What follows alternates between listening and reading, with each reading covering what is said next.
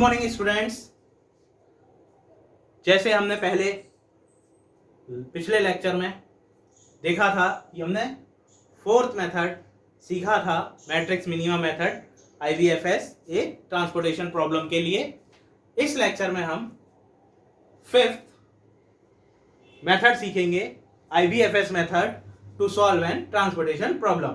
किसी भी एक ट्रांसपोर्टेशन प्रॉब्लम को सॉल्व करने के लिए जो पांचवी IVFS initial basic feasible solution का मेथड है वो है वैम, वोगल्स अप्रोक्सीमेशन मेथड।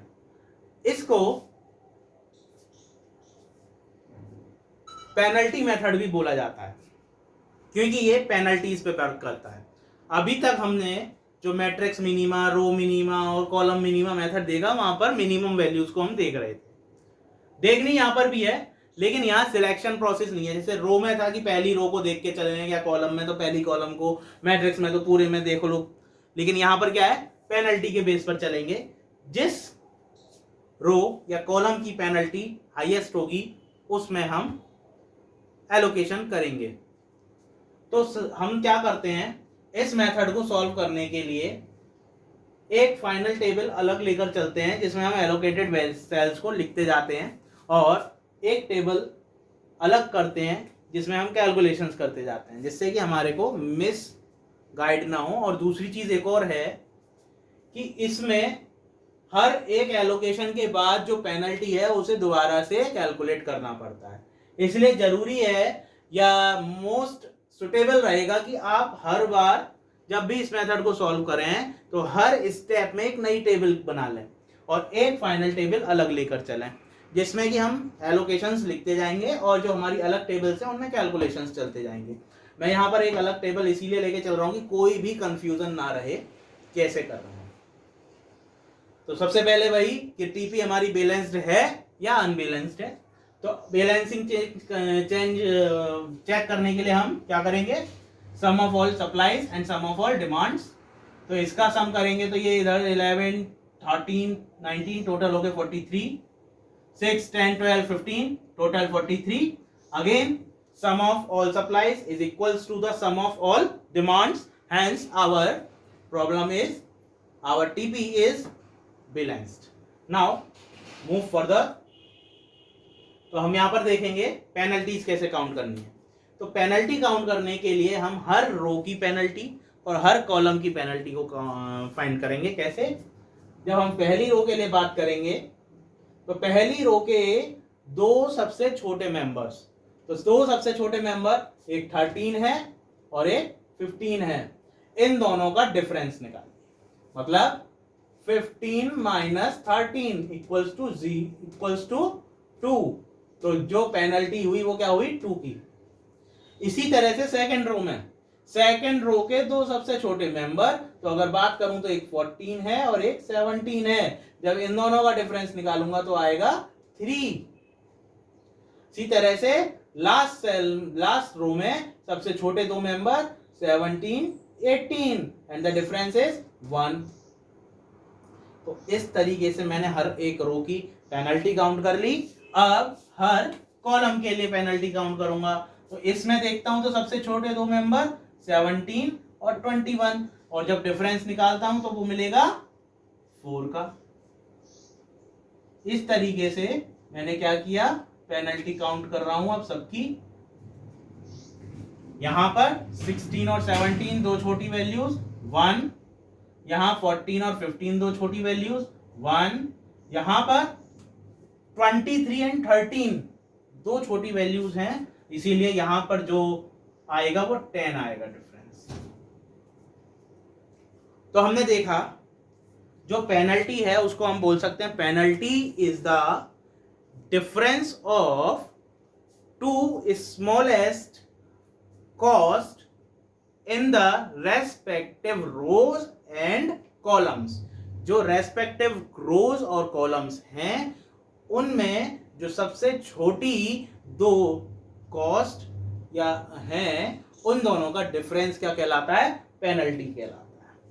अब पहली ये स्टेप तो हो गई कि हमने सभी रो और सभी कॉलम के लिए पेनल्टीज काउंट कर लिए।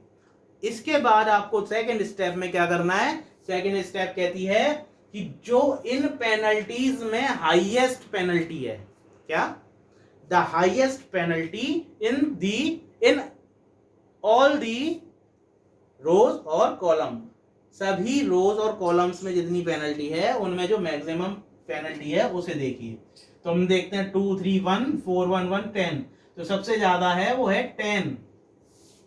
तो अब 10 कहां थी, फोर्थ कॉलम में, तो अब हमारी जो एलोकेशन होनी है वो फोर्थ कॉलम के अंदर होगी। अब फोर्थ कॉलम हमारा सिलेक्ट हो गया कि इसके अंदर हमारी एलोकेशन होनी है।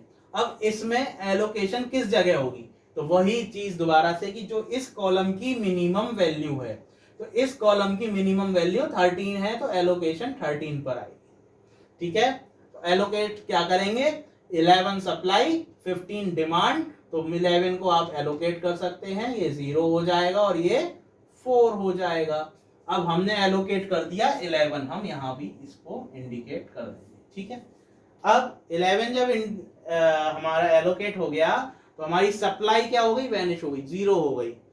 अब सप्लाई 0 हो गई है तो इसका मतलब रो 1 क्रॉस हो जाएगी, रो 1 कट जाएगी। अब रो 1 कट गई, कितनी रो बची, 2। अब क्या करना होगा, ये तो हुई फर्स्ट, कह देंगे फर्स्ट राउंड हो गया इसका। अब सेकंड एलोकेशन के लिए ये सारी स्टेप्स को दोबारा रिपीट करनी है। सेकंड एलोकेशन के लिए फिर से हमें सारी जो पेनल्टीज है उनको दोबारा से कैलकुलेट करना पड़ेगा, इसीलिए कह रहा था मैं कि आप दोबारा से बना लीजिए। अब हम क्या करेंगे, इस पहली रो को हटा देते हैं क्योंकि हमारी पहली रो हट गई, हमने ये पहली रो हटा दी। आप इस टेबल को दोबारा बना लेंगे। अब जो ये टेबल बची और ये जो हमारा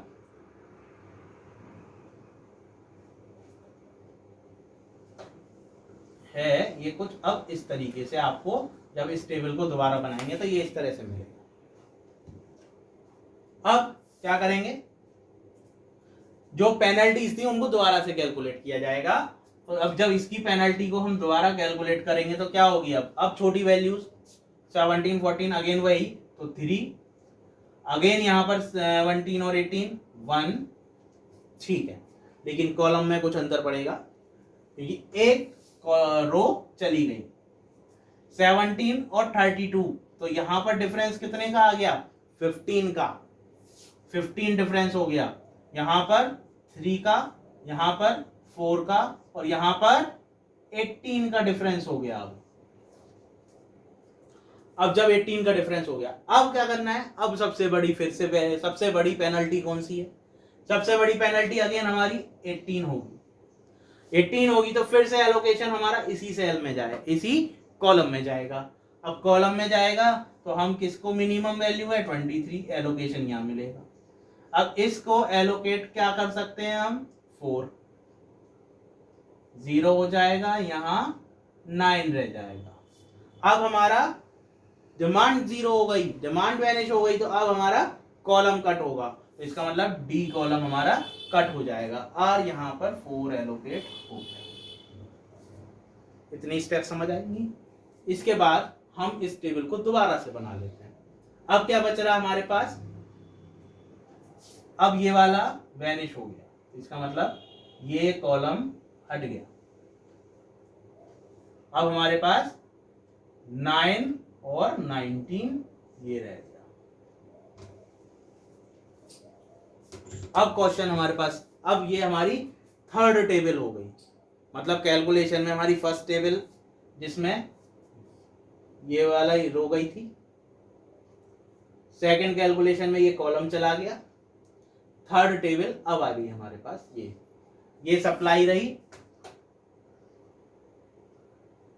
ए बी सी और ये सप्लाई है हमारे पास। अब क्या करना है, अगेन वही सारे रूल्स। सबसे पहले पेनल्टी कैलकुलेट कीजिए, पेनल्टी में अगेन 17 और 14 3 आएगी, 17 18 1, 17 32 अगेन 15 4 सॉरी 1 4। अब हाईएस्ट पेनल्टी इज 15। जब 15 अब हमारी हाईएस्ट पेनल्टी है तो अब एलोकेशन हमारा जो होगा फर्स्ट कॉलम के अंदर आएगा। अब एलोकेशन किस पे आएगा? मिनिमम कॉस्ट पे। तो मिनिमम कॉस्ट है 17। कितना एलोकेट कर सकते हैं? 6 और 9, 6 एलोकेट कर सकते हैं। 3 बचेगा, यहां 0 हो जाएगा। अब जब डिमांड 0 होगी तो कॉलम कट ऑफ होगा, यहां आ जाएगा 6, कॉलम कट ऑफ हो गया ये। अब जब कॉलम कट ऑफ होगा तो ये भी हट जाएगा। अब ये वाला कॉलम भी हट गया हमारा, फर्स्ट कॉलम। ठीक है, अब क्या बचा हमारे पास?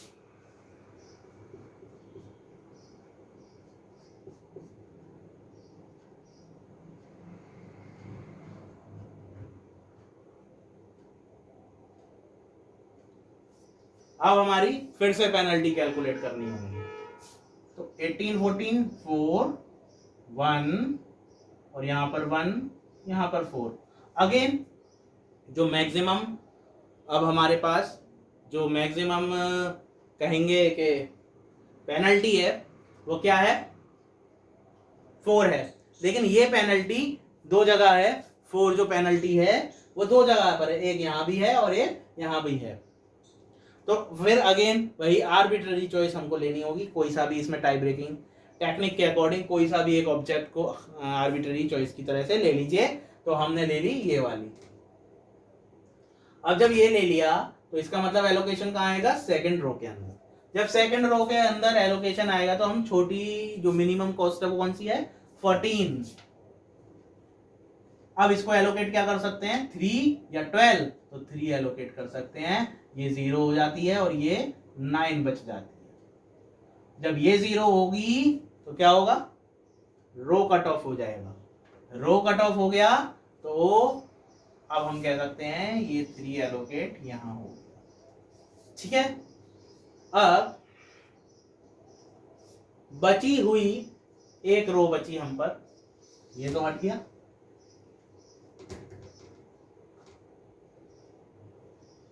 अब हमारे पास एक रो बची है। इसका मतलब ये रो इन दोनों डेस्टिनेशंस को डिमांड्स के अकॉर्डिंग सप्लाई कर देगी। अब ये 10 एलोकेशन यहां होगी और 9 यहां होगी, इस तरीके से। तो ये भी हम कर देते हैं।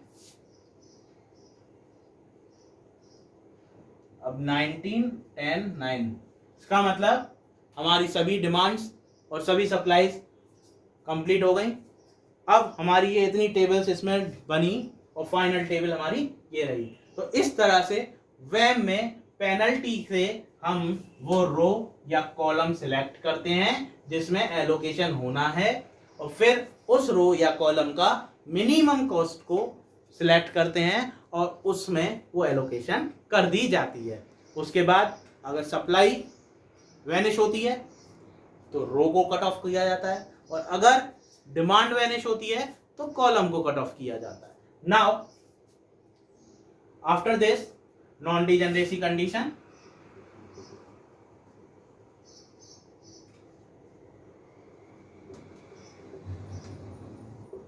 number of occupied cells equals to m plus n minus 1, and this is equals to 3 plus 4 minus 1 equals to 6। और हमारे पास एलोकेशन कितने हैं बेटा? 1 2 3 4 5 6 एलोकेशन है हम लोगों के पास। ठीक है बच्चों, तो हम कहेंगे कि हमारा जो अभी ये हमने IBFS निकाला है, सॉल्यूशन निकाला है, वो नॉन डिजेनरेटेड है। इसीलिए हम आगे इसकी टोटल ट्रांसपोर्टेशन कॉस्ट को भी कैलकुलेट कर सकते हैं। तो total transportation cost equals to direct 13 into 11 plus 17 into 6 plus 14 into 3 plus 23 into 4 plus 10 into 17 plus 18 into 9। देख लीजिए 6 है, 1 2 3 4 5 6। Now What is the total? And total is 711. So total transportation cost is 711. This is our solution, and this is our Voyagle's approximation method.